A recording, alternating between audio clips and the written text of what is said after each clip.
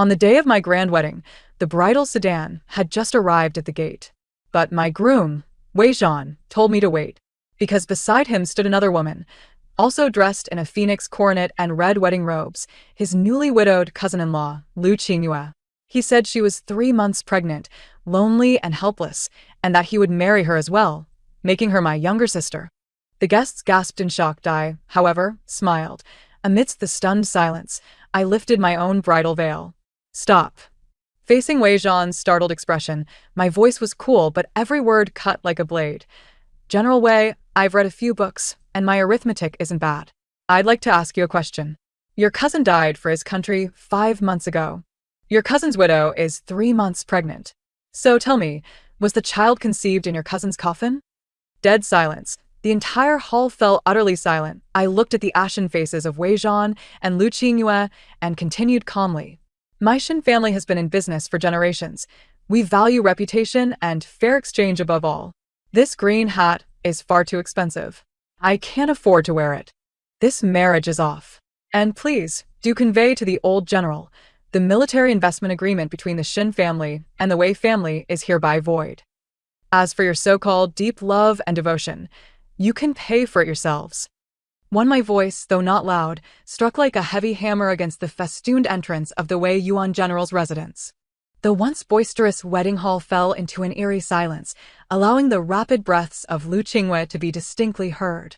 Wei Zhan's expression shifted from astonishment to shock, and finally to a pallid hue, all within a mere few breaths. Yenner, what nonsense are you spouting? He hissed, his tone laden with warning. What day is it today? Do not cause a scene. I smiled, though the mirth did not reach my eyes. Causing a scene? I took a step forward, fixing my gaze upon him, deliberately sweeping my eyes over the trembling Lu Qingyue behind him. She wore a wedding gown akin to mine, though the fabric and embroidery were inferior. Even so, the blatant provocation was sufficiently nauseating. Young General Shin Ruoyan, do not engage in transactions that leave me at a loss. When my family marries off a daughter, we present a bridal dowry so lavish that it could stretch from one end of the street to the other.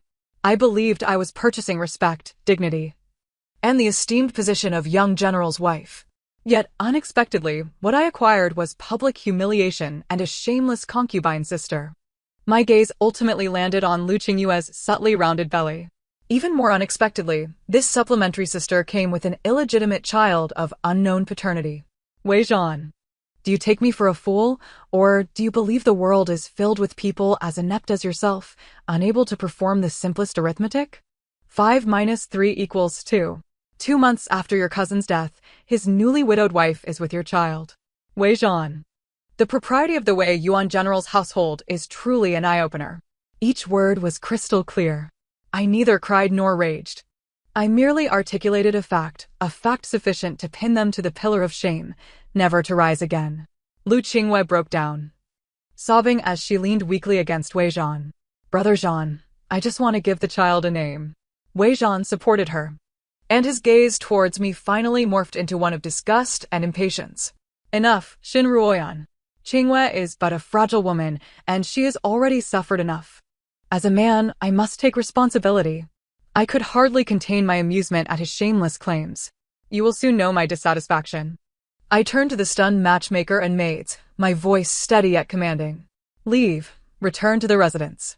Bring back all the dowry intact, without a single item missing. From this day forth, my engagement with Wei Zhan of the Wei Yuan general's household is null and void. We are no longer entangled.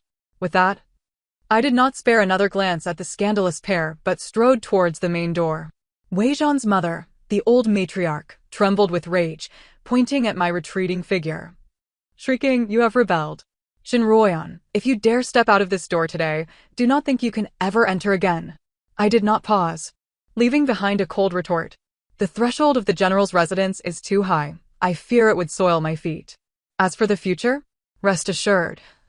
Even if you come bearing a grand sedan chair to invite me, I shall not set foot in this filthy place again. Behind me, Wei Zhan's furious shouts echoed. Meanwhile, I walked resolutely, meeting the gazes of guests on the street, some sympathetic, others contemptuous, and many eager for the spectacle. The bridal sedan turned around, marking this highly publicized wedding as nothing more than a grand farce. And I, Shin Ruoyan, was the one who shattered that farce with my own hands.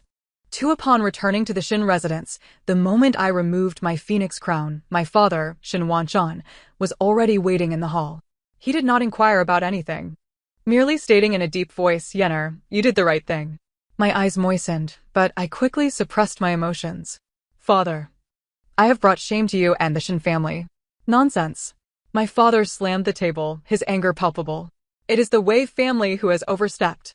My daughter, Shin Wanchan's pride, cannot be so easily belittled." He looked at me, his eyes filled with compassion and resolve. "Yenner, go forth without fear. Should the heavens fall, your father will bear the brunt." I nodded, the heaviness in my heart dissipating, replaced by the calmness and decisiveness characteristic of the business world. I summoned the estate's chief steward, my most capable ally, Uncle Zhang. "Uncle Zhang, draft 3 documents immediately. The first is a letter of annulment.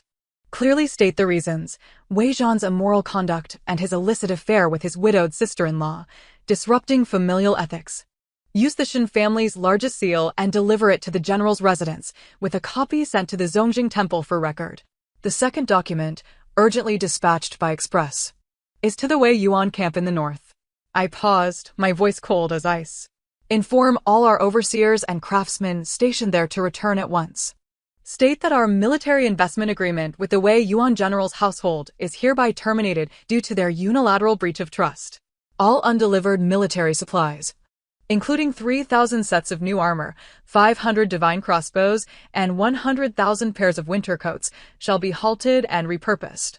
My gaze deepened as I prepared the third document, intending to anonymously report the list of supplies we had intercepted at the border to the Ministry of War.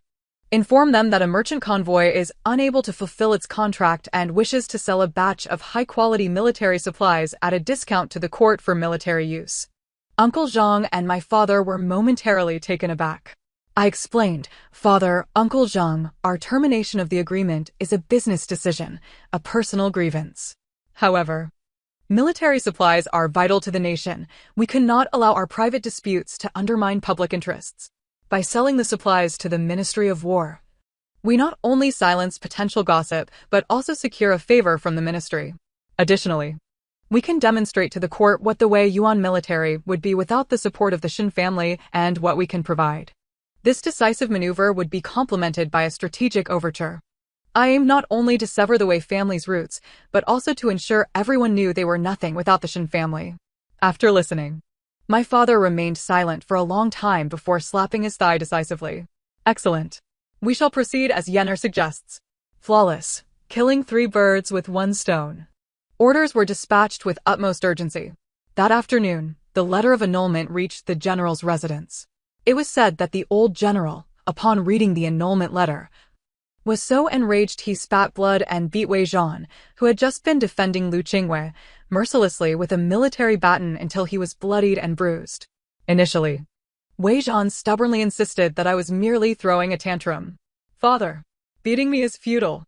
Yenner is just angry. She will be fine in a couple of days. She loves me. She cannot live without me." The old general lashed out again. "Fool. You have destroyed your own future and that of the entire Wei family." At that moment, Wei Zhan was still oblivious that the true nightmare had only just begun. 3 in the north, at the Wei Yuan camp. The biting cold wind whipped like a blade, stirring up clouds of sand. Deputy General Li Mu paced anxiously outside the main tent, rubbing his hands together and exhaling puffs of warm breath. "What is going on?" The Shin family's convoy was supposed to arrive 3 days ago. If these new armors and divine crossbows do not arrive soon, our men will be risking their lives against the northern cavalry next month. A scout rushed in. Panic etched across his face. "Generally, bad news. The Shin family's convoy has halted at a relay station 300 miles away. The chief steward, Zhang, said they received an urgent order from the head of the Shin family to redirect all supplies back to the capital." Li Mu's face drained of color. "What? Have they lost their minds? This is a matter of national importance. It cannot be trifled with." He snatched the letter from the scout's hand. The black ink on white paper bore the unique seal of the Shin family. "Agreement terminated. Immediate withdrawal." Just 8 words struck him like a thunderbolt. and he instantly understood that something grave had occurred in the capital. Quick! Prepare the horses. Report this matter to the old general at once. It is urgent. Li Mu knew that without the support of the Shin family, their seemingly elite Wei Yuan army would soon be reduced to nothing, even inferior to the second-rate border troops supplied by the court. In the capital, at the Wei Yuan general's residence, Wei Zhan lay half dead in the woodshed, contemplating his actions. He was battered and bruised, yet his heart clung to a flicker of hope. He believed that if he went to the Shin residence to apologize, Shin Ruoyan might soften her heart, and there could still be a chance for redemption. However, what awaited him was not my forgiveness, but an urgent military report from the Northern Front, akin to a death warrant.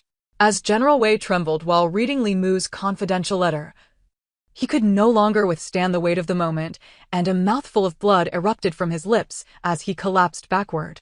General! The steward quickly rushed to support him. The old general's eyes blazed with fury as he pointed toward the woodshed, his voice hoarse as he roared. Bring that ungrateful wretch to me. Wei Zhan was dragged into the great hall by two servants. Upon seeing the blood at the corner of his father's mouth and the military report from the Northern Front, an ominous premonition surged within him. Father! Slap! A resounding slap struck his face, causing stars to dance before his eyes. Ungrateful wretch! Look at the calamity you have wrought. The old general hurled the letter at him with force. The Shin family has withdrawn their funding. All military supplies have been cut off. 3,000 new armors. 500 divine crossbows, 100,000 winter garments, all gone. Are you intending to let tens of thousands of brothers in the Wei Yuan army freeze to death in the north, becoming live targets for the northern barbarians? Wei Zhan was utterly bewildered. He had thought this was merely a tale of romantic entanglement between him and Shin Ruoyan. Yet he had not anticipated her retaliation to be so swift and deadly. She was not merely sulking, she was out for the Wei family's life. Meanwhile, the Ministry of War also received my anonymously sent message and dispatched personnel to verify the situation. The Minister of War immediately entered the palace to report the matter in full to the Emperor. The Emperor was enraged. A decree soon arrived at the general's residence, commanding the young General Wei Zhan to set off immediately for the northern camp to redeem himself. Without a royal warrant, he was forbidden to return to the capital. This decree, ostensibly an opportunity, was in reality the harshest of punishments. It cast him, a solitary commander bereft of the Shin family support, into a chaotic situation devoid of quality equipment and with morale in tatters. He was to experience firsthand the disastrous consequences of his own actions. On the day Wei Zhan was escorted out of the capital, a cold drizzle fell from the sky. There were no farewells at the 10-mile pavilion. No well wishes from friends and family, only a few military officers sent by the Ministry of War, their faces cold as they urged him to depart. The horse-drawn carriage, resembling a prison transport, passed by the corner of the Shin residence. He lifted the curtain and gazed longingly at the grand red-gated mansion that had once been so close. His eyes filled with bloodshot sorrow and endless regret. He knew that what he had lost was not merely a beloved fiancé. He had severed his own path to greatness, the century-old glory of the Wei family. And what was I doing at that moment? I was in my study, standing before a vast map, outlining my new blueprint to all the core managers of the Shin family. The funds withdrawn from the Wei family were to be fully invested in establishing a maritime route to the South Seas. My declaration sent shockwaves through the room. Miss, think carefully. The risks of sea travel are immense, pirates and marauders abound, and a storm could spell disaster. Yes, miss, our Shin family's legacy has always been on land. We have never ventured into maritime trade. It is far too perilous. I raised my hand, signaling for silence. I was well aware of the risks, but had you considered the potential rewards? I picked up a pen and drew a large circle on the southern part of the map. The silk, porcelain, and tea of the Great Xia dynasty are hard currency in the nations of the South Seas, worth more than tenfold their value inland. Meanwhile, the spices, gemstones, and rare woods from the South Seas, once transported back to the Great Xia, could yield profits soaring to dozens of times. If we could establish this route, the Shin family would no longer merely be imperial merchants, but a commercial empire capable of controlling the economic lifeblood of the Great Xia. My voice was not loud, yet it resonated with undeniable authority. On land, we had already reached our pinnacle, but above us loomed the weight of imperial power and bureaucracy. The affairs of the Wei family were a cautionary tale. Our fate could not be forever tethered to the merits of others. Only by venturing toward the ocean could we attain true freedom and wealth unencumbered by any external restraints. The managers were captivated by my vision, their doubts gradually transforming into excitement and fervor. Under my leadership, the Shin family embarked on an unprecedented maritime enterprise with bold determination. We procured the sturdiest vessels, recruited the most experienced sailors, and hired the most valiant guards. I even personally improved the compass and maps, collaborating with Western missionaries to learn their advanced navigation techniques. 3 months later, the Shin family's first ocean fleet, laden with hope and riches, set sail from Chuanzhou port. No one knew what this route would ultimately bring to me and the Shin family. But I knew. As I turned my gaze away from dependence on a man and toward broader horizons, my life had already opened a new chapter. I did not wish to be the general's wife. I aspired to be my own queen. While I was engrossed in my endeavors, news about Wei Zhan and Lu Qingwei intermittently reached my ears. Wei Zhan was trapped in the northern region, and Lu Qingwei, as a concubine, was destined for a similar fate. The old matriarch of the Wei family had always harbored disdain for her and now regarded her as the harbinger of her son's downfall. Lu Qingwei was confined in the most secluded courtyard of the general's residence, ostensibly for recuperation, but in reality, under house arrest. It was said that her daily needs were met with even less consideration than the more respectable servants of the household. The old matriarch would frequently visit her courtyard to lecture her on propriety, her words so scathing that even the entire general's residence could hear. "You bring death upon yourself. You have doomed your husband, and now you come to ruin my son. Were it not for the child in your womb, I would have cast you into the pond long ago. You still wish to be the concubine? Dream on. Once the child is born, you shall leave the general's residence." Lu Qingwei, once adept at using softness to overcome hardness, found her skills utterly futile in the face of absolute power and contempt. She could only weep daily, hoping for Wei Zhan's return to rescue her. Unfortunately, she could not summon Wei Zhan. Instead, she awaited another harbinger of doom that would lead her to become the laughingstock of the capital. The child was born a boy. This child bore an uncanny resemblance to Wei Zhan. With this, even the last shred of her dignity was stripped away. The scandalous narrative of taking a brother's widow had perhaps existed in ancient times. Yet, after the death of the elder cousin, for the younger cousin to assume the widow was simply too scandalous. Moreover, I had calculated the timeline on the day of our wedding. May was the due date, and March was the conception. The evidence was irrefutable. Lu Qingwei had become synonymous with shamelessness and disgrace. The Weiyuan general's residence became a laughingstock throughout the capital. It was said that upon learning this, the old general fell ill with rage, shutting his doors to guests and refusing to see anyone. As for Lu Qingwei, after giving birth, she was sent back to her family by the old matriarch. Her family had already been a dilapidated household, having gained a semblance of respectability through their connection to the general's residence. Now, seeing her as a discarded pawn, they had no kindness to offer her. She was condemned to a life of dependence, enduring disdain at every turn.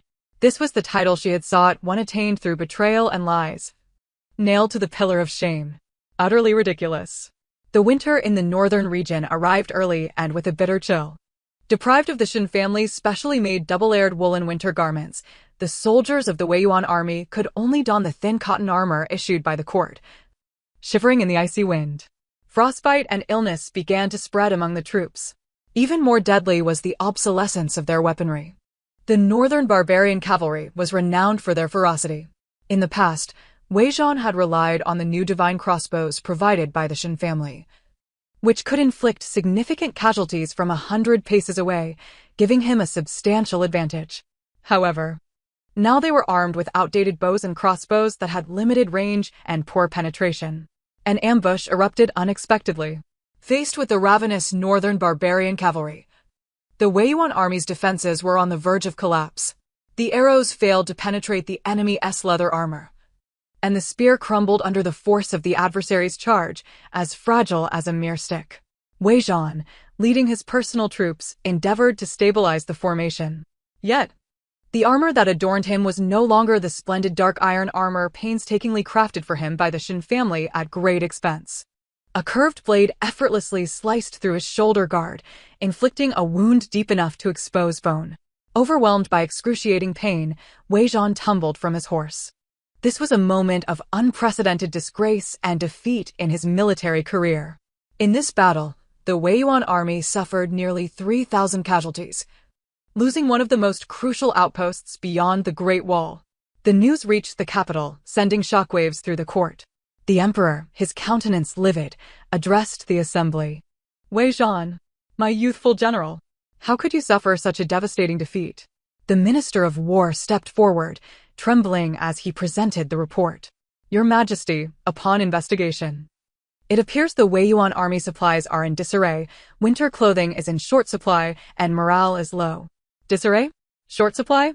The emperor frowned. "Have the military funds I allocate annually to the northern frontier been squandered on dogs?" The Minister of Revenue hastily knelt, imploring, "Your Majesty, please temper your wrath. The supplies distributed by the court were all customized. It is merely that the Wei Yuan army had previously received additional support from the Shin family, utilizing only the finest quality. Now that the Shin family has withdrawn their funding, they are struggling to adapt." "The Shin family?" The emperor recalled, hastily summoning my father to the court for inquiry. "Minister Shin, is this indeed the case?" My father stepped forward, bowing respectfully. "Indeed, Your Majesty. My daughter's engagement to Wei Zhan has been annulled, and our business dealings have naturally ceased. This is a matter of commercial convention, and I trust Your Majesty will understand." His words were impeccably crafted. Yes, merely a matter of commercial convention. The son of the general's residence had displayed improper conduct, hence my daughter's decision not to marry him, which naturally halted our collaboration. It is only just. The emperor fell silent, aware of the underlying circumstances, yet unable to reproach the Shin family. Ultimately, he decreed that Wei Zhan be stripped of his rank and sent back to the capital in custody, awaiting his fate. The once renowned youthful general had, overnight, descended into the depths of a prisoner. As Wei Zhan was escorted back to the capital in shackles, my family's inaugural overseas fleet finally returned, laden with riches. At the dock, throngs of people gathered.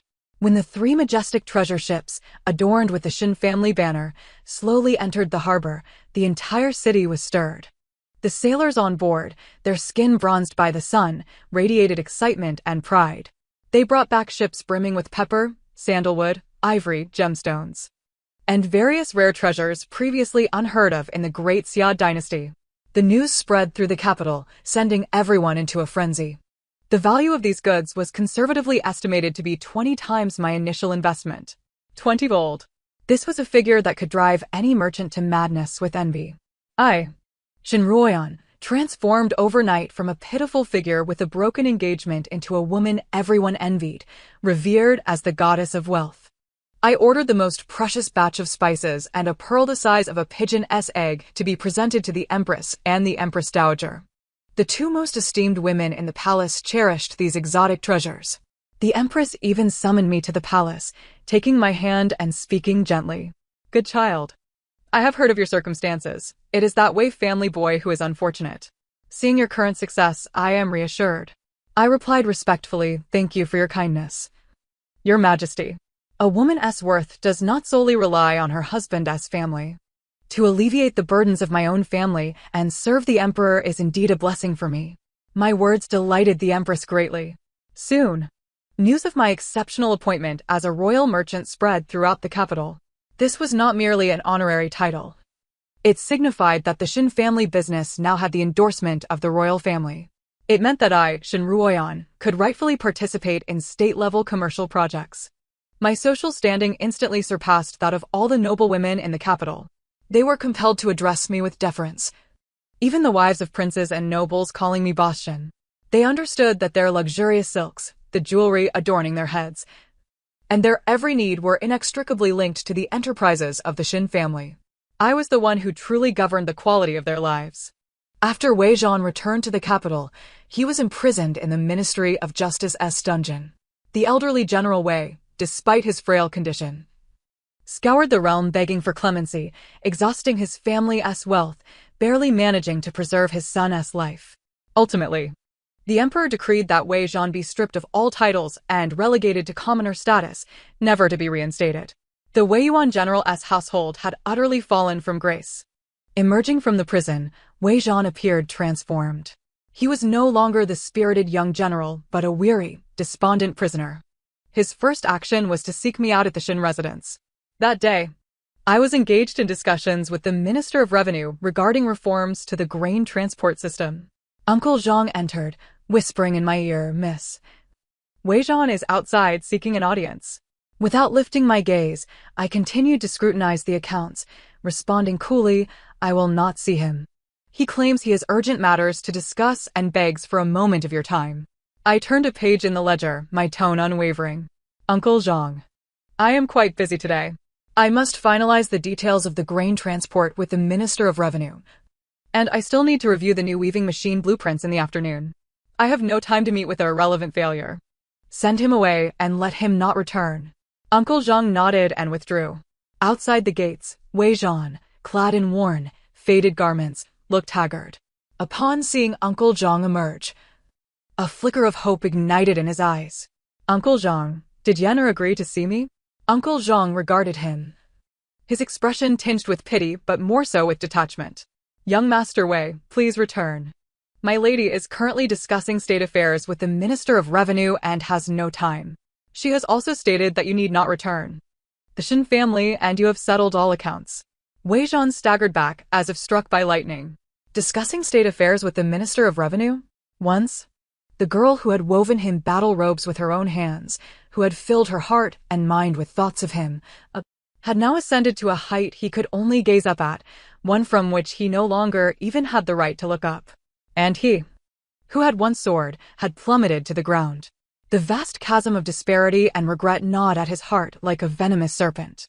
He knew he had lost not just a wife, but had personally shattered his own promising future. "No, I must see her. I must see her." He desperately attempted to force his way inside. The guards of the Shin residence swiftly intervened, restraining him firmly. "Young Master Wei, please conduct yourself with dignity." Wei Zhan struggled and shouted, his voice laced with despair. "Shin Ruoyan, come out. Come out. I know I was wrong. I truly know I was wrong. Please give me another chance. Let us start anew." His cries drew the attention of passers-by on the street. People pointed and whispered, their faces contorted with disdain and mockery. "Isn't that Wei Zhan? Does he still have the audacity to seek out Miss Shin? Just look at how he humiliated her on their wedding day. Now that he has fallen, he wishes to return and eat his words? How naive." I sat in my study, the sounds from outside faintly reaching my ears. My pen did not falter for a moment. Regret? The most worthless of sentiments is belated regret. Wei Zhan, your remorse holds no value for me. In the following 2 years, my life unfolded like a fantastical tale. The southern maritime trade route brought me a steady influx of wealth. With this fortune, I invested in the imperial government's water conservancy projects, resolving a long-standing flood issue that had plagued multiple southern provinces for years. I reformed the grain transport system, significantly enhancing the efficiency of food distribution, thus enriching the treasury of the court. I also established the largest girls' school in the capital, teaching young women literacy, arithmetic, and the art of commerce. I conveyed to them that a woman's worth does not reside in marrying a commendable man, but rather in the value she can create for herself. My reputation burgeoned, and people ceased to refer to me as Miss Shin or Boss Shin. They began to address me with reverence as Shin Kai Shin, the god of wealth of the great Xia dynasty. Even the emperor, upon meeting me, would jest, "Shin Aiqing. The national treasury has tightened again. Do you have any means of generating wealth?" I consistently presented him with satisfactory proposals. With my astute business acumen, I infused new vitality into this ancient empire. I became the emperor's most trusted confidant, my words carrying more weight in the court than those of many high-ranking officials. I required no man's protection, for I had grown formidable enough to shield many. The Shin family, through my endeavors, attained an unprecedented brilliance. We were no longer the merchant nobility that relied on military exploits to establish our footing. We had evolved into a commercial empire capable of influencing national policy and dancing in tandem with imperial authority. The tranquility of our days was abruptly shattered by an urgent military report from the northern frontier. The northern barbarians, after 3 years of recuperation, had rallied an army of 200,000 and were once again marching southward. This time, their advance was aggressive. The border commanders faced successive defeats, having already lost 3 key strongholds. A pall of despair enveloped the entire court. War necessitates vast sums of money, but the national treasury, though showing a surplus after years of recovery, was still ill-equipped to support a conflict of such magnitude. All eyes turned once more towards me. On this day, the emperor summoned me to his private study. He wasted no time with pleasantries and stated directly, "Shen Aiqing, the nation is in peril, and I hope you can once again alleviate our troubles." I bowed respectfully, replying, "It is my duty to assist your majesty." However, I stipulated that while I could provide funds, the allocation of resources, troop training, and logistics must be overseen entirely by my own people. I could not bear to see the military provisions purchased with the Shin family's hard-earned wealth squandered by inept hands on the battlefield. My demands bordered on audacity, essentially seeking a degree of oversight over military affairs. Yet, after a moment's contemplation, the emperor surprisingly acquiesced. "Granted. As long as we can secure victory in this battle, I shall permit your requests." His gaze upon me was complex. "Furthermore, I intend to reinstate a cadre of seasoned generals." Although Wei Zhan had erred gravely in the past, he is familiar with military affairs from his years in the north. I wish to offer him a chance for redemption by appointing him as the deputy commander of the vanguard. What do you think? I lifted my gaze to meet the emperor's eyes and slowly shook my head. "Your Majesty, appointing personnel is your prerogative, and I dare not interfere. However, my funds shall only be invested in generals capable of securing victory. I cannot place my trust in one who has previously led to the army's disintegration due to negligence in military preparations." My stance was resolute and unequivocal. The emperor regarded me intently before ultimately sighing. "I understand." I was uncertain if this marked Wei Zhan's final hope, but I knew I had extinguished it with my own hands. To deliberate on the specifics of the expedition, the emperor hosted a state banquet within the palace. Among the invited were the first-ranking officials and core military leaders. Remarkably, I, a merchant without any official title, found myself seated closest to the emperor. During the banquet, I engaged in lively discussions with the Minister of War and the Minister of Revenue, deliberating every detail of resource allocation and military logistics. Each of my suggestions garnered the attention and approval of all present. I pledged to allocate 3 million taels of silver from the Shin family treasury as the initial funds for this expedition. Additionally, I would personally supervise to ensure that every coin was spent judiciously. The emperor's face radiated with delight as he raised his cup, proclaiming, with Shin Aiqing present, "I am untroubled. The great Xia shall achieve victory." The assembled ministers echoed his sentiments, and the atmosphere reached a fervent crescendo. After a few rounds of toasting, I rose to take my leave. As I exited the warmly lit grand hall, a gust of cold wind met me. I tightened my fox-fur cloak, preparing to board the carriage that awaited me at the palace gates. At that moment, I spotted a figure, a man clad in the humble armor of a low-ranking deputy, kneeling on the cold stone steps outside the palace. It was Wei Zhan. He appeared even more gaunt than he had years prior, his face etched with the marks of hardship and humility. He evidently noticed me as well. His body trembled, and his eyes ignited with a whirlwind of complex emotions: regret, pain, desperation, and a hint of defiance. He parted his lips, seemingly attempting to utter something. Our gazes met in the air, reminiscent of a time years ago when he was the celebrated youthful hero, and I was the joyous maiden on the brink of becoming his bride. Now, years later, I had ascended to the status of the empire's god of wealth, while he lacked even the right to enter this palace. He could only kneel there like a wretched dog, pleading for a chance at redemption, while I had just, with calm indifference, extinguished his last flicker of hope within the hall. He gazed at me, his lips moving, finally producing a hoarse whisper. "Yenner." Those 2 syllables seemed to drain him of all strength. I halted, observing him silently. There was neither hatred nor love within me. My heart was as tranquil as a still pond. Time is indeed a marvelous entity. It can soothe the deepest wounds and erode the most fervent affections until they are but memories. I had anticipated that encountering him again would stir at least a flicker of emotion within me, yet it did not. I regarded him as one would a stone by the roadside, a complete stranger. I uttered nothing, merely withdrew my gaze, turned on my heel, and continued toward my carriage. 1 step, 2 steps, 3 steps. My strides were steady and resolute. Behind me, I heard a suppressed, mournful sound akin to a beast's lamentation. It was Wei Zhan. I did not look back, for I understood that to respond to someone who had been entirely excised from one's life would be a form of mercy, one I was unwilling to extend. Indifference. This was the ultimate judgment upon him and upon the love that had long since perished. The carriage slowly set in motion, departing from the brilliantly illuminated palace. Outside the window, Wei Zhan's figure receded into the distance, gradually diminishing until it transformed into a vague black dot, vanishing entirely from my world. Conclusion: that battle culminated in a resounding victory for the great Xia. The general I had recommended lived up to expectations, vanquishing the northern barbarians. Who would not dare to venture southward again for a decade?